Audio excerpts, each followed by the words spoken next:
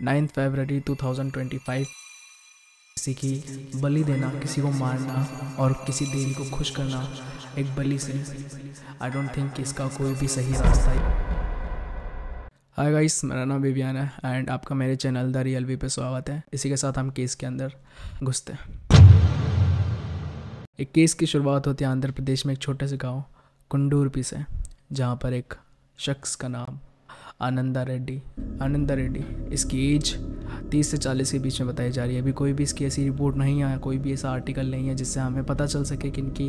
Exact as क्या है और इनके फैमिली मेम्बर कितने हैं, इनके परिवार में कौन कौन है, तो अभी हमें नहीं पता। हमें सिर्फ इतना पता चला है कि आंध्र प्रदेश के एक छोटे गाँव कुंडुरपी से एंड ये इनका प्रोफेशन है एक कुक। ये कहानी शुरुआत होती है 9 फरवरी 2025 के कुछ टाइम पहले से। जो आनंदा रेड्डी थे, उनकी फाइनेंशियल स्टेटस बहुत वीक था उस टाइम पे एंड पैसों की बहुत कमी थी एंड आई डोंट नो उनके फैमिली में कितने मेंबर थे, क्योंकि अभी इसके बारे में हमें कुछ नहीं पता। बट जहाँ तक पता चला है, हमें ये पता चला है कि उस टाइम पे उनके पास पैसों की बहुत दिक्कत हो रही थी, क्योंकि एज अ कुक वो उतना नहीं कमा पा रहे थे एंड उनके पास शायद और भी चीज़ें थी, और भी एक्सपेंसेस थे, और भी डेब्ट थे जो उनको देने थे। बट वो he is not earning that much कि वो ये सब कर सके। तो उनके आसपास के जब उन्होंने इलाकों में पता चला तो उन्हें एक एस्ट्रोलॉजर के बारे में पता चला, एक पंडित के बारे में पता चला। कहते थे वहाँ के लोग कि अगर इनसे बात करोगे तो आपकी प्रॉब्लम का सॉल्यूशन ये दे सकते हैं, या आपको शायद आपकी किस्मत से कुछ ऐसे दोष हो जिनको ये निकाल सके, या आपको कुछ ऐसा सॉल्यूशन दे सके जिसकी वजह से आप अपनी लाइफ में कुछ अच्छा कर पाओ। यही आसपास के लोगों की बात सुन के आनंदा रेड्डी ने डिसाइड किया कि ठीक है, वो इस पंडित से मिलेंगे एंड जो भी प्रॉब्लम का होगा, जो भी इनकी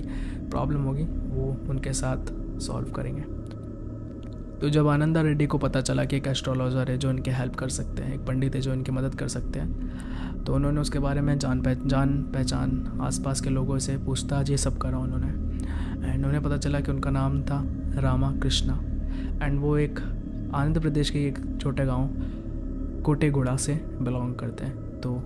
फाइनली जब ये सब पता चला आनंदा रेड्डी को, तो उन्होंने डिसाइड किया कि ठीक है, वो उनसे खुद पर्सनली जाके मिलेंगे एंड जो भी प्रॉब्लम है उसका उनसे सॉल्यूशन पूछेंगे। इसी के साथ वो उनके गांव निकले एंड उनसे उनकी बातचीत हुई और यहाँ से होता टर्निंग पॉइंट स्टार्ट। जो रामाकृष्णन थे, वैसे तो वो एक पंडित थे, एस्ट्रोलॉजर थे,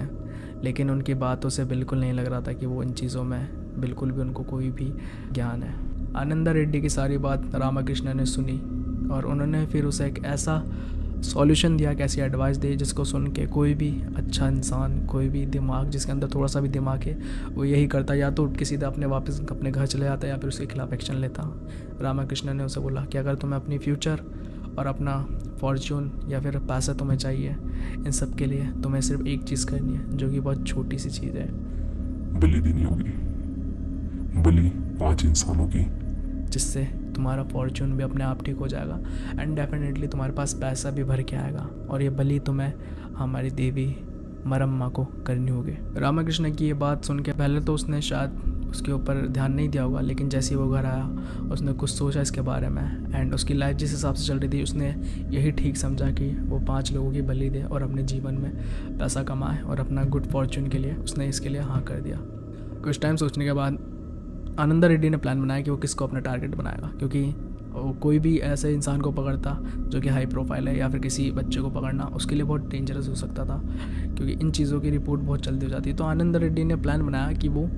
एक लेबर जो घरों में बनाते टाइम काम करते, एक मज़दूर, उसे अपना टारगेट बनाया, जो कि थे हमारे प्रभाकर, जिनके एज थे 52 ईयर्स। प्रभाकर एक लेबर थे जो कि घर बनाने में हेल्प करते थे एंड बहुत ही पुअर फैमिली से आते, एक दलित कॉलोनी में रहते थे। फाइनली एक दिन वो जाते हैं एंड सिंपली प्रभाकर को वहाँ से जाके बोलते हैं कि मुझे मेरे घर में थोड़ा सा काम है, तो आप प्लीज़ मेरे साथ चलो और जैसे ही काम होगा मैं आपको इसका अच्छा खासा पैसा दूंगा। तो प्रभाकर जो कि एक लेबर था, एक मज़दूर था, अपनी फैमिली को फीड करने के लिए उसने बोला ठीक है, मैं चलूँगा आपके साथ एंड जो भी काम रहेगा मैं आपके साथ डेफिनेटली आपको करके, आप मुझे जो भी पैसा बनता है आप मुझे दे देना। जो कि क्वाइट नॉर्मल था प्रभाकर के लिए, क्योंकि डेली बेसिस पे उनको यही काम रहता था उनको कोई लोग लेने आते थे, देन उनको अपना घर का काम देते थे और वो करते थे, और जब भी उनका टाइम ख़त्म होता था पैसा लेके वापस घर आ जाते थे। उस दिन भी प्रभाकर ने यही सोचा कि अच्छे खासा पैसा मिल रहा है तो मुझे जाना चाहिए इनके साथ। उसके बाद वहाँ से एक अलग ही खौफनाक चीज़ शुरू होती है। प्रभाकर के लिए तो एक नॉर्मल सा दिन था, लेकिन आनंदा रेड्डी और रामकृष्ण के लिए एक वो बहुत बड़ा दिन था। प्रभाकर को बिल्कुल अंदाज़ा नहीं था उस दिन उसके साथ क्या होने वाला है। वो बस एक काम के लिए अपने फैमिली से दूर गया कि अपने घर पे वो कुछ पैसा ला सके एंड अपनी फैमिली को फीड कर सके। इसके बाद दोनों वहाँ से निकलते हैं एंड उस टाइम पे उसे कोई भी लोकेशन के बारे में नहीं था प्रभाकर को पता, तो उसने सीधे उसकी गाड़ी पे बैठना सही समझा और वो दोनों वहाँ से निकल गए। उसके बाद वहाँ से निकलने के बाद आनंदा रेड्डी ने एक जगह पे अपनी गाड़ी रोकी, जो कि बहुत ही एक रिमोट एरिया था जो कि पड़ता है कर्नाटक और आंध्र प्रदेश के बीच में। वहाँ पर गाड़ी रोकने के बाद उसके एस्ट्रोलॉजर के कहने पे आनंदा रेड्डी ने एक नाइफ निकाला एंड मल्टीपल स्टैब किए प्रभाकर को। उसको जान से मारने के बाद उसने वहीं पर अपनी गाड़ी और जो वेपन था वहीं पर छोड़ने के बाद वहाँ से भागना सही समझा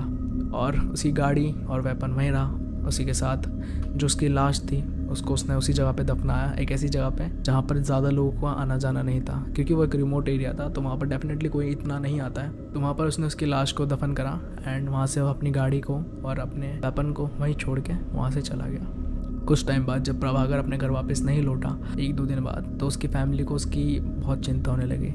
तो उसकी फैमिली ने डिसाइड किया कि ठीक है, हम अब एक मिसिंग रिपोर्ट फाइल करेंगे प्रभाकर के नाम की। वो पुलिस के पास गए, उन्होंने रिपोर्ट करा कि हाँ प्रभाकर मिसिंग है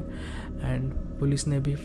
जैसे ही उनके पास ये रिपोर्ट आई, जैसे उनके पास एक केस आया, उन्होंने फटाफट अपनी इन्वेस्टिगेशन चालू करी एंड विथिन 24 आवर्स के अंदर उन्हें प्रभाकर की लाश एंड वहाँ पर जो एविडेंस था, मोटरसाइकिल जो आनंदा रेड्डी के थे और जो वेपन जिससे उसे स्टैब किया गया था मल्टीपल टाइम्स, वो वहाँ पर उन्हें मिला। एंड जब वो फॉरेंसिक से उनको इन्वेस्टिगेशन करने के लिए, सर्च करने के लिए भेजा एंड जो बाइक से जब उन्होंने सर्च किया तो उन्हें पता चला कि ये बाइक और ये जो नाइफ है ये आनंदा रेड्डी का है। आनंदा रेड्डी के अरेस्ट होने के बाद उसे जब कस्टडी में लिया गया एंड उससे पूछताछ की गई, तब वहाँ पर उसने कन्फेस किया कि हाँ ये जो मर्डर है ये उसी ने किया है और ये उसके एक एस्ट्रोलॉजर के कहने पे किया है, रामकृष्ण के। और जैसे ये बात पुलिस को पता चली, उन्होंने सबसे पहले रामकृष्ण को अरेस्ट किया एंड उसके बाद उससे जब पूछताछ की गई तो उसने ये बताया कि हाँ ये हमारी देवी मरम्मा के बलि के लिए किया गया था, क्योंकि आनंदा रेड्डी एक बहुत फाइनेंशियल क्राइसिस से गुजर रहे थे जिसके लिए ये सब किया गया। और ये जैसे ही पुलिस को पता चला उन दोनों को अरेस्ट किया गया एंड अभी उन्हें कोई भी बेल अभी तक नहीं मिली है, अभी वो जेल के अंदर ही है। उनके ऊपर कई सेक्शन लगे हुए हैं एंड अभी भी इसके ऊपर केस चल रहा है। एक आदमी जो कि पैसों के लालच में एक ऐसे अंधविश्वास पे भरोसा करके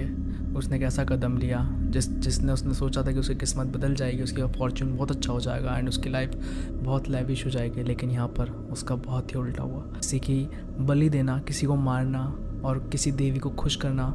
एक बलि से, आई डोंट थिंक कि इसका कोई भी सही रास्ता है एंड दोनों ही अभी जेल में। इससे हमें ये भी पता चलता है कि जितना हमारे पास है बहुत है। तो guys this is my first video. अगर आपको ये वीडियो अच्छे लगे तो please do like, share and subscribe. And अगर मुझसे कोई भी गलती हुई तो मैं उसके लिए पहले सॉरी बोल देता हूँ, क्योंकि ये मेरी फर्स्ट वीडियो है तो आई नो कि मेरे पास अभी उतनी स्किल्स नहीं है, but definitely I will make sure कि नेक्स्ट वीडियो जो बहुत ही अच्छी हो एंड मैं आपको उसमें अपना 100% दे पाऊँ। तो आज के लिए इतना ही गाइस, मैं मिलता हूँ आपसे एक अगले केस में, इससे भी खतरनाक एंड रियल ट्रू क्राइम पे।